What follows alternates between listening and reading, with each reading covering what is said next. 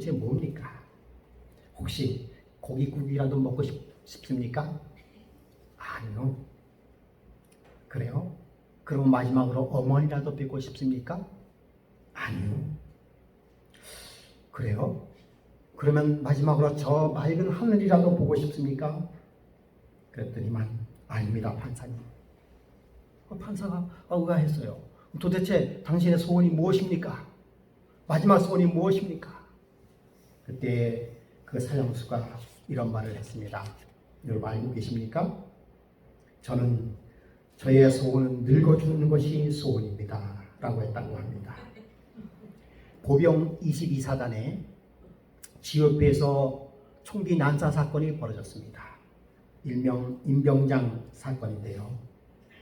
함께 있었던 전우 5명을 사살하고 그리고 7명이 부상을 입은 큰 군대 사고였습니다.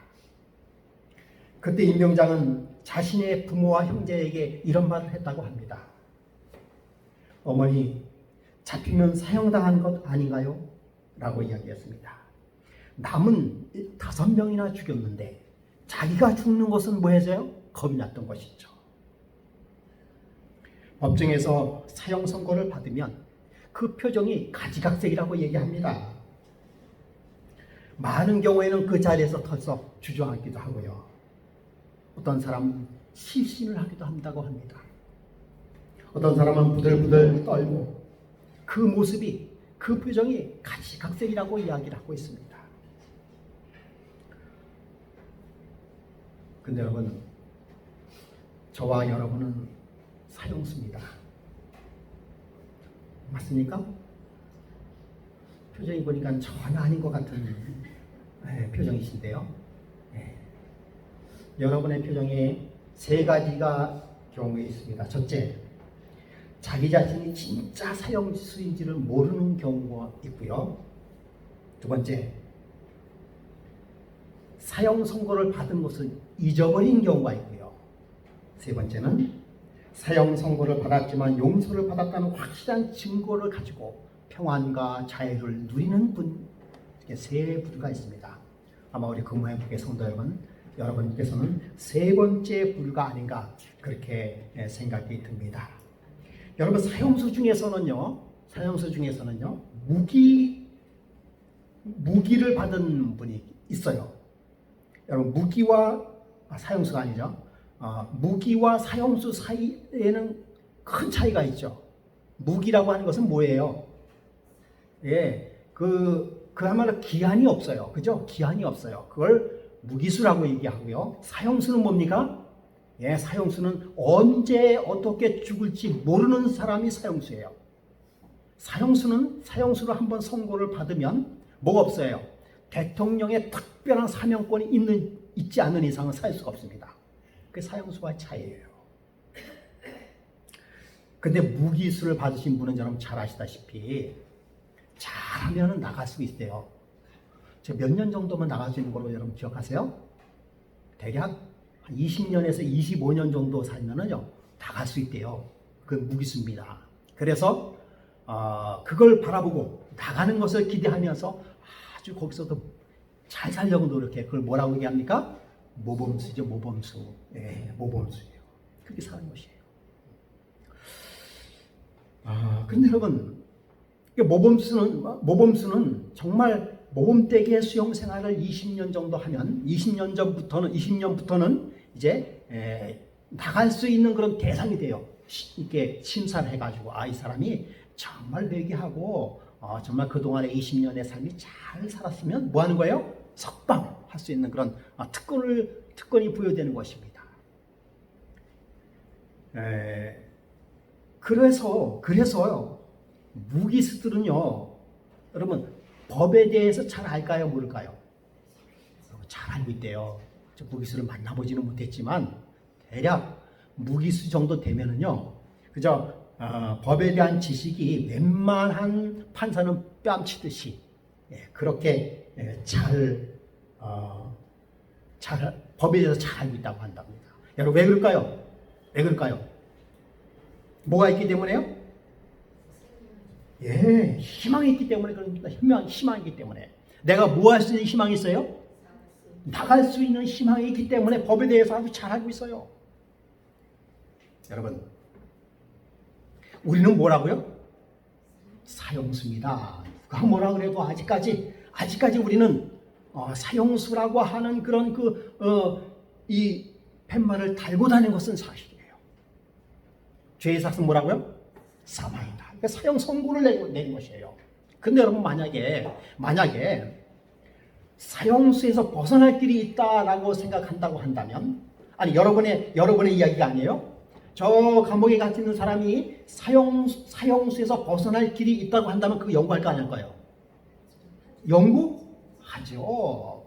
그게 만약 돈 1,000만원이 든다면 돈 1,000만원을 투자해서 할까요?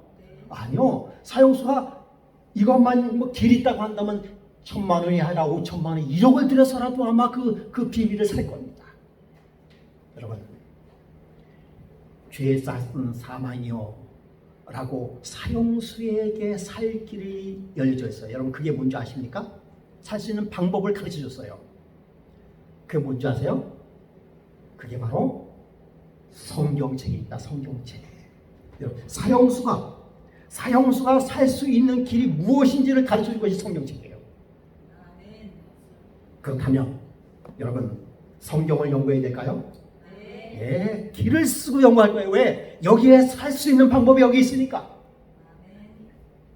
영원히 죽을 수밖에 없는 사형수가 살아갈 수 있는 길이 여기 있는데, 여러분, 그것을 이렇게 한 군데 처박아 놓고 있을까요? 절대 안 그럴 거예요. 절대 안 그럴 겁니다. 여러분, 살 수 있는 길이 기도라고 한다면 여러분 기도할까요? 네, 기도할 겁니다. 살 수 있는 길이 성령과의 교제라고 한다면 교제할까요? 할 겁니다. 여러분, 우리 사형수에게는 길이 있습니다. 누가 계시기 때문에요? 하나님 예수 그리스도께서 우리와 함께 계시기 때문에 우리가 영원히 죽을 수밖에 없는 그러한 입장에 놓여 있지만 그래도 살 수 있는 길이 우리에게 열어졌어요. 그렇다면 우리는 그 길을 따라야 될까요? 성경을 보고 기도하고 성령님의 음성을 들으려고 우리 모든 것을 다 맡길까요? 그럴 것입니다. 그럴 것입니다. 정말 다행으로 우리에게는 살 길이 놓여 있습니다. 그런 일들을 우리도 실질적으로 경험하고 있지만 실질적으로 경험했던 한 여인을 여러분께 소개해 드리고자 합니다. 한 여인이 예수의 발 앞에 끌려왔어요. 여인의 모습을 한눈에 봐도 무슨 일이 벌어졌는지 알 수가 있었습니다. 머리는 흐트러지고요. 신발 한쪽은 벗겨진 채 끌려왔고요. 옷은 찢어진 채 맨살이 드러나 있었고 얼굴은 눈물로 범벅이 된 채 두려움으로 바들바들 떨고 있는 한 여인이 어떤 남자에게 끌려왔습니다. 그런데 놀라운 일들은 그녀를 끌고 온 사람들은 보통 사람이 아니었어요.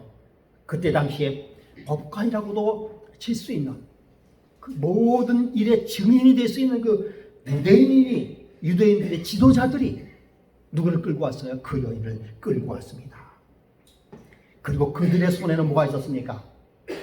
그들의 손에는 심판의 돌이 들려 있었어요. 무슨 말을 해도 어떤 변명을 해도 증인이 다 있고 현행범으로 잡혀왔기 때문에 즉결 심판에 처해져 있는 그러한 한 가련한 여인이 되었습니다. 이 여인은 사형수로서 사형 선고를 받은 거나 다름이 없는 그러한 처지였습니다. 이미 자기 자신도 포기했어요. 나는 살 수가 없구나. 누구도 자기 자신을 변호할 사람이 한 사람도 없다는 사실을 그는 너무나도 잘 알고 있어서 사형 집행만을 기다리고 있는 그러한 가련한 한 여인이었습니다. 그 어떠한 사람의 말 한마디가 있다면 그 여인은 즉시 죽을 수밖에 없는 그러한 처지에 놓여 있었어요. 이제 그 여인은 엎드려서 그리고는 이제 언제쯤 내 머리에 다가올 그 돌을 맞을까 그 생각하면서 바들바들 떨 수밖에 없는 일이었습니다. 그런데 생각보다는 시간이 오래 걸렸어요. 곧 나에게 곧 나에게 돌이 날라올 텐데 왜 날라오지 않아? 차라리 돌이 날라와서 나 빨리 이 고통을 좀 면했으면 좋겠다라고 하는 그런 생각을 했을지도 모릅니다. 근데 이상한 소리가 들렸어요. 바닥에 쓱쓱쓱쓱 하는 그런 이상한 소리가 들렸어요. 처음엔 그 소리가 뭔지 몰랐죠. 예. 그 여인은 언제 돌아올지 모르는 그 고통과 고난, 그 다음에 공포심에 떨고 있었어요. 언제쯤 얼마나 시간이 지났을까? 한 음성이 들려왔습니다. 여인아, 고개를 들라. 자, 이 음성을 들은 이 여인은 정말 놀랐어요. 그 모든 사람들이 자기 주변에 없는 것에 대해서 놀랐습니다. 조금 전에도 폭도를 일으켜서 저 여인은 죽여라, 죽어야 된다 소리 질렀던 그 사람들이 어디로 갔는지 한 사람도 없고, 그 여자의 앞에는 한 남자가 있었는데 그 여인이 고개를 들라라고 한 것이었습니다. 여러분, 이야기는 여러분께도 잘 아는 그런 여인의 이야기입니다. 여러분, 거기에 모여있던 사람은 누굴까요? 거기에 모여있던 사람은요, 성경에 나오면요, 노인부터 어린아이까지 다 있었다고 합니다. 그러니까 그 여인은 정말 누가 보더라도 심판을 면할 수 없는 그런 여인이었던 것이었어요. 그런데 수염이 답스룩한 한 노인이 거기서 돌팔매를 들고 돌을 들고 언제라도 돌을 던질 준비를 다 하고 있었는데, 그만 그 예수라고 하는 분이 바닥에다가 쓰는 것인데 그걸 보더니 덥수룩하게 수염이 있었던 그 사람도 벌벌벌 떨더니 돌을 스르르 놓고 뒷공문에 쳐서 도망을 갔어요. 그때 당시에 유대인 하면 여기는 유대인의 법관도 있었고요, 또 유대인의 꽤 높은 그런 선생도 있었습니다. 수염이 아주 이렇게 거룩하게 났던 그 유대인들도 그 사람이 예수께서 쓰는 그 글씨에 따라서 아무도 소리 내지 않고 슬쩍 자기를 피하는 모습을 봤습니다. 그래도 한두 명은, 그래도 몇몇은 좀 남아서 돌팔매질을 하려고 생각이 들었어요.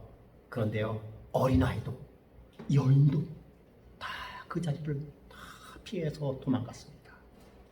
거기에서 남은 사람은 딱 한 사람밖에 없어요. 그때 예수님께서 말씀하기를 나도 너를 뭐하지 않겠다? 정죄하지 않으니 가서 다시는 죄를 범치 말라라고 말씀하셨습니다.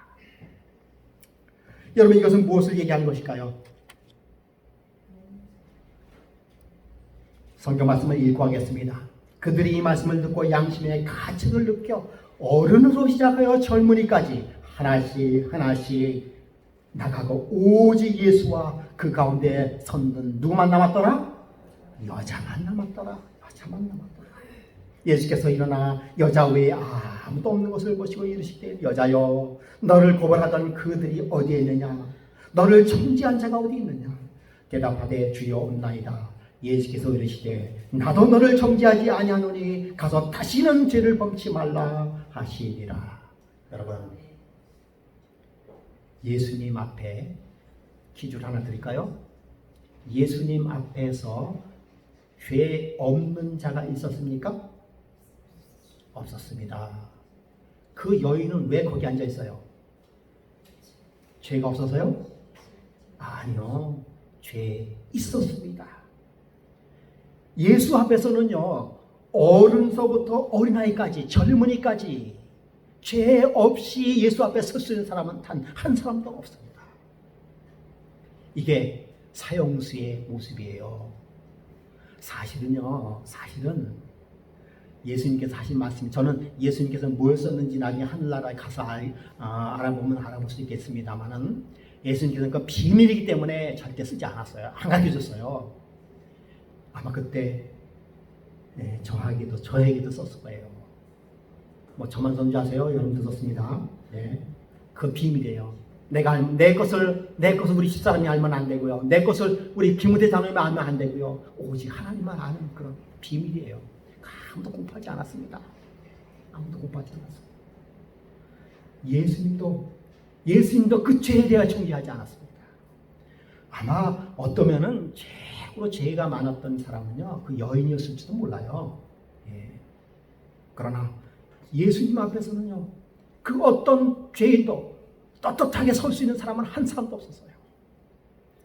사실 거기 있는 사람들은 전부 다 어떻게 됐어요? 주저앉아 있어야 돼. 그 여인처럼 주저앉아 있어야 되는 거예요. 그러나 그러할 만한 용기를 가지고 있지 못했습니다. 예수님 앞에 다 떠났습니다. 다 떠났어요. 그런데 여러분, 예수님 앞에서 죽음 앞에서 용서를 경험한 이 여인은 그때서부터 예수 없이는 살 수 없는 존재가 되었습니다. 여러분, 사형수에서 뭐가 됐어요? 자연이 됐고 죽음에서 삶이 됐습니다. 그에게 영생이 보장되었습니다. 여러분, 사형수란 여러분 잘 아시죠? 뭘 얘기하는 것이에요? 5년형을 받아서 사형수일까요? 10년형을 받아서 사형수일까요? 아니죠. 영원히 죽을 수밖에 없는 것이 뭡니까? 사형수예요. 왜 그러냐면 아까도 말씀드렸듯이 죄의 삭은 뭐기 때문에요? 사망이기 때문에 라고 했습니다. 그러므로 여러분, 우리는 이 지구라고 하는 사실은 감옥소에 갇혀 있는 것이에요. 예. 5년형도 10년형도 20년형도 아닌 무기형도 아닌 사형수로서 우리는 갇혀 있는 것입니다. 그래서 우리는 죽음을 무서워하고 있어요. 어떻게 하면 죽음을 좀 더 늦출 수 있을까? 혹시 그날이 갑자기 오면 어떻게 하나? 보험도 들지 않았는데, 그러나 생명보험도 우리의 영원한 죽음을 대신할 수 없는 것입니다. 교통사고를 당할까봐 두려워하고 있습니다. 화장실에서 볼일을 보다가 쓰러질까봐 두려워하고 있어요. 전쟁의 두려움이나 재난의 두려움 속에서, 병마의 두려움 속에서 우리는 살고 있는 것입니다. 물론 전혀 그렇지 않다라고 생각하시는 분도 계시겠습니다. 예, 그렇죠. 우리는 예수 그리스도를 의지하고 살기 때문에 그런 것이지요. 그 사형수, 저는 이제 본 것은 아닌데요. 그 사형수가 있는 그 안에서도 진짜인지 그런지 모르지만 거기서도 화투치기를 했다고 합니다. 네. 화투치기를 하는데 그건 진짜 돈이 아니라 가상화폐 있죠. 나름대로 그들이 만들어놓은 가상화폐로 화투치기를 하는데요. 근데 거기서 500원, 1000원 때문에 막 싸운대요. 그들은 뭐예요? 언제 죽을지도 모르는 그 사람들이 거기 앉아가지고 500원 때문에 치고받고 싸우고요. 뭐 사탕 하나 때문에 치고받고 싸우고, 뭐 담배가 뭐 돈이 얼마라더라고요. 그 세계에서는 또 다른 세계가 있어요. 내일 죽을지 모레 죽을지 모르는 그 속에서 아웅다웅 싸우는 그 모습을 보면서 누가 보면 참 미련도하다라고 생각할 거예요. 근데 여러분, 그 모습이 우리의 모습이에요. 영원한 사형수에 살면서도 그저 뭐 500만 원이 어떠니, 뭐 50만 원이 어떠니, 5만 원이 어떠니 그렇게 싸우고 사는 건 아니겠습니까? 자신의 운명을 잊고 살기 때문에 그런 모습이 아닌가 생각이 듭니다. 그런 모습이 우리의 모습은 아니죠. 예. 하나님의 사형선고를 잊은 채 조그만 이익 때문에 속상해하고 아무 일도 아닌 것 때문에 다투고 미워하고요. 작은 일 때문에 실망하고 화를 내고 우쭐거리고 뭐 그렇게 살고 있는 것이 우리의 모습이 아닐까 생각이 듭니다. 사형수에는 아무것도 의미가 없어요. 잘 먹는 것도 의미가 없고요. 잘 있는 것도 의미가 없습니다. 아무런 가치가 없어요. 사형수에게는 돈의 사실 의미도 없습니다. 명예가 무슨 필요 있습니까? 좋은 것이 더 있다가 무슨 소용이 있겠어요? 사형수에 자동차가 있으면 무슨 소용이 있겠습니까? 인생이라는 시간이 마치면 사형수처럼 집행된 사형수처럼 그렇게 인생이 끝날 것이 우리의 삶인데, 그러면서 예수님께서 말씀하신 그것에 너무 가치를 두지 말고 살라고 하는 것입니다. 왜냐하면 결국 이 세상은, 죄악된 세상은 완전히 멸망하고 파멸될 것이기 때문에 이 사형수가 사는 그 공간은 언젠가는 없어져야 하기 때문에 예수님께서는 너무 거기에 전 세계를 걸지 말라라고 이야기하고 있는 것입니다. 그러므로 사도 바울은 베드로는 이렇게 얘기하고 있습니다. 베드로후서 3장 10절부터 12절. 그러나 주의 날이 도적같이 오리니 그날에는 하늘에 큰 소리가 떠나고 물질이 뜨거운 불에 풀어지고 땅과 그 중에 있는 모든 것이 드러난 날이로다. 이 모든 것이 이렇게 풀어지리니 너희가 어떤 사람이 되어야 마땅하뇨? 뭐라고요? 거룩한 행실과 경건함으로 하나님의 날이 임하기를 바라보고 뭐하라고요? 간절히 사모하라라고 한 것입니다. 여러분, 이것이 우리의 삶이에요. 하나님의 날이 임하기를 간절히 사모하시기 바랍니다. 여러분, 우리는 일주일로 사는 그 삶의 의미도요, 하나님의 임하기를 간절히 바라보면서 살아야 되는 것입니다. 여러분, 우리가 직장 생활도요, 그리고 우리가 직장 생활에서 돈을 벌어서, 그리고 우리가 가족을 이끌고 어디로 가기 위하여 준비하는 것입니까? 예, 더 좋은 아파트, 더 좋은 것, 예, 그것이 목표가 아니라 더 좋은 걸 가지고 어디를 가기 위해서요? 하늘을 가기 위하여 하나님의 날이 임하기를 간절히 사모하는 마음으로 우리는 일주일을 살아야 되는 것입니다. 여러분, 그렇게 살고 계시는 것이죠. 예. 로마에 검투사가 있었습니다. 검투사는 뭐하는 사람인가 하면요, 말 그대로 싸움을 하는 사람이기도 해요.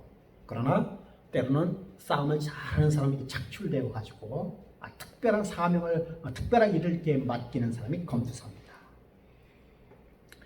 백부장인 친구를 만나러 예루살렘에 왔다가 이상한 사건을 목격했어요. 한 사형수가 군인에게 의하여 끌려가는 모습이 보이는데 검투사는 대수롭지 않게 생각을 했어요. 왜냐하면 그런 일이 종종 있었기 때문에. 가끔은 사형수들이 죄수를 신문하는 일은 가끔 있었고, 또 그 일에 자기 자신이 뭐예요? 채찍을 들어서 그 사형수를 때리는 일도 했습니다. 사형수의 얼굴을 보자 그는 직감적으로 예사롭지 않은 인물임을 알게 되었습니다. 이미 얼굴은 만신창이가 되고 한쪽 눈은 멍이 들어 시퍼렇게 부어올랐으며 코에는 코피가 말라 붙어 있었고 입술은 터져 크게 부어올라 있었습니다. 그런데 검투사는 좀 이상한 생각을 했어요. 아직 아침인데 이런 일이 있을 수 있을까? 아니, 좀 더 시간이 지나야 되는 건데. 지금 이 시간에는 한참 재판을 벌이기 위하여 배심원과 판사들이 많은 군주들이 몰려 들어갈 시간인데 이미 모든 판결이 끝나고 집행이 진행 중이라는 것을 보며 놀랄 수밖에 없었습니다. 밤새 무슨 일이 일어났는지 한눈에 알 수 있는 그런 상황이었습니다. 또 눈을 다시 가리기 시작했고 인정사정 없이 날아오는 주먹과 발기질을 그대로 맞으시며 신음소리 한 번 내지 않으시는 그 사형수에 대하여 약간은 연매정을 느끼게 되었습니다. 잠시 후에 손을 기둥에 묶더니 군인들의 채찍을 들어 치기 시작했습니다. 이 채찍이 9꼬리 고양이라고 하는 이름을 가진 몸서리치는 채찍이었습니다. 여러분, 이 채찍은요, 이 아홉 가닥으로 되어 있는데요, 그 끝에는요 고양이 발톱처럼 이렇게 갈고리가 있어요. 그래서 고양이 꼬리라고 하는 고양이 꼬리라고 하는 별명이 있어요. 그래서 이 채찍을 한번 탁 맞으면은 살점이 탁 박혀 살점을 탁 띄어내봐요. 그러면 피가 튀기는 것입니다. 이 채찍을 몇 번 맞으면 거의 죽을 정도가 되는 것이죠. 이 채찍을 맞은 사형수 중에서는 죄질이 안 좋은 죄수가 가하는 채찍이었습니다. 9가닥을 엮어서 그 가닥 사이에는 유리를 끼워 넣었으며 유리 사이에는 날카로운 쇠붙이를 달아 놓았고 꼬리 부분에는 마치 고양이 발톱처럼 생긴 유리 조각이 달려 있었으며 이런 9가닥 줄이 3개나 달려 있는 채찍이었습니다. 이 채찍은 벌칙용이 아니라 살인용이었습니다. 이 채찍에 맞으면 대개는 실신하거나 혹은 죽어가기도 하는 채찍이었습니다.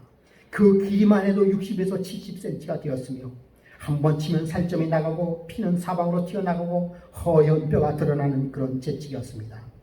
이 사형수에게는 거침없이 채찍이 가해졌고 잠시 후에는 사형수에게 붉은 망토를 입히는 것이었습니다. 그때서야 그 검투사는 그 사람의 죄가 민족 반역죄며 왕의 자리를 누렸던 쿠데타의 수장이라는 것을 알게 되었습니다. 그리고 더욱 놀란 것은 바로 그 사람이 가끔 그의 친구 이야기를 했던 그 사람, 병자들을 고치고 죽었던 사람을 다시 살리고 자칭 메시아라고 나섰던 나자렛 예수라는 것을 알게 되었습니다. 검투사는 조용히 모자를 벗어 손에 쥐고 따라갔습니다. 아, 그 사람이었었구나. 그 사람이었었구나. 그분이 잡히셨구나. 그분이 사형을 당하시는구나. 과연 그래도 되는 것인가? 갑자기 모든 두려움과 그리고 공포가 휩싸였습니다. 가슴이 떨렸어요. 정지가 어떻게 흥분을 감출 수 없는 그런 상황이 되었습니다. 가시멸관을 쓰시고 갈 때 가시멸관을 내리칠 때 거룩하신 그분의 이마에는 또다시 피가 흘렀습니다. 그분의 입에서 흘러나오는 신음소리는 때리는 채찍에 맞아 부셔서 내쉬는 비명소리가 아니었습니다. 그분의 눈에서 흐르는 눈물은 억울함과 두려움의 눈물이 아니었습니다.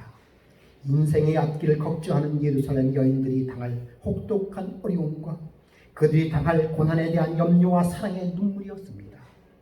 그분의 옆구리에서 흐르는 물은 땀이 아니라 오늘 우리가 지은 죄에 대한 고통과 온 인류가 지은 죄의 문화가 그분의 순결하신 인성에 견디기 어려워서 가슴이 터지고 심장이 터져서 흐르는 피와 물이었습니다. 가늠한 여인의 눈을 들어 예수님을 바라봤을 때 그 여인의 죄를 지고 서 계시는 예수님을 바라보았습니다. 나도 너를 정죄하지 않는다. 왜냐하면 너의 죄는 내가 대신 지셨기 때문이다. 십자가 발 앞에 감사의 눈물 흘리는 그 여인이 나의 죄를 대신하여 지신 십자가에 못 박히신 예수님을 다시 바라보았을 때 예수님께서 말씀하시기를 나도 너를 정죄하지 않는다라는 음성이 또다시 그 검투사에게 들려왔습니다. 여러분, 그분의 나도 너를 정죄하지 않겠다라고 하는 예수 그리스도의 음성이 지금 이 시간에 여러분과 저의 귀에 들려옵니까? 여러분과 저의 가슴에 들려옵니까? 이사야 53장 4절부터 6절에 이렇게 말씀하고 있습니다. 그는 멸시를 받아 사람에게 버림받았으며 간고를 많이 겪었으며 질고를 아는 자라. 마치 사람들이 그에게 얼굴을 가리는 것 같이 멸시를 당하였고 우리도 그를 귀히 여기지 아니하였도다. 그는 실로 우리의 질고를 지고 우리의 슬픔을 당하게 했거늘 우리는 생각하기를 그는 징벌을 받아 하나님께 맞으며 고난을 당한다 하였노라. 그가 찔림은 우리의 허물을 인하여 그가 상함은 우리의 죄악을 인합니다. 그가 징계를 받음으로 우리가 평안을 누리고 그가 채찍에 맞음으로 우리는 나음을 입었도다. 우리는 다 양 같아서 그릇 행하여 각기 제 길로 갔거늘 여호와께서는 우리의 모든 죄악을 그에게 담당시키셨도다. 오늘도 우리에게 이렇게 말씀하고 있습니다. 너를 정죄하는 자가 어디에 있느냐? 나도 너를 정죄하지 않는다. 왜냐하면 내가 대신 죄값을 갚았기 때문이다. 사랑하는 성도 여러분, 그분께서 오늘 똑같이 여인의 죄를 용서한 것 같이 우리의 죄를 뭐 하셨습니까? 용서하셨습니다. 그분의 용서에 감사하시기 바랍니다. 그분께서 나의 죄를 지시고 영원한 자유, 영원한 용서를 우리에게 보장해 주셨습니다. 나도 너를 정죄하지 않으니 평안히 가거라. 그리고 다시는 죄를 범치 말라라고 하신 그 예수 그리스도의 음성이 오늘 이 시간 저와 여러분의 마음에 하나님께서 주시는 음성이십니다. 그 음성에 아멘 하시는 저와 여러분들 간절히 바라겠습니다. 아멘. 사회 17장 참여하시면서 우리 하나님의 은혜를 생각해보는 시간을 갖도록 하겠습니다. 날 대속하신 예수께 내 생명 모두 드리니 늘 진실하게 하소서 내 구주 예수여. 나 구주 위에 살리라, 나 구주 위에 살리라. 그 기쁨 한량 없으니 내 갈 길 인도하소서 내 구주 예수여. 나 구주 위에 살리라. 우리 함께 찬송하시겠습니다.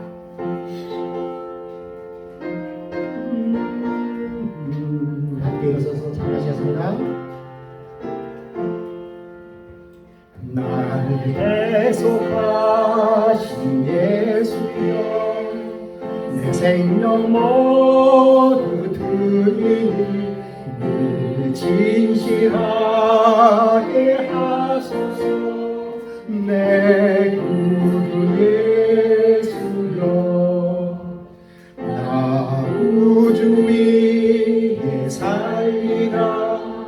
그 기쁨 한량없으니 내 갈 길 인도하소서.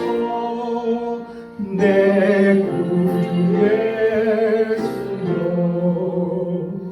날 구원하신 예수를 내 평생 의지하오니 날 영접하여 주소서.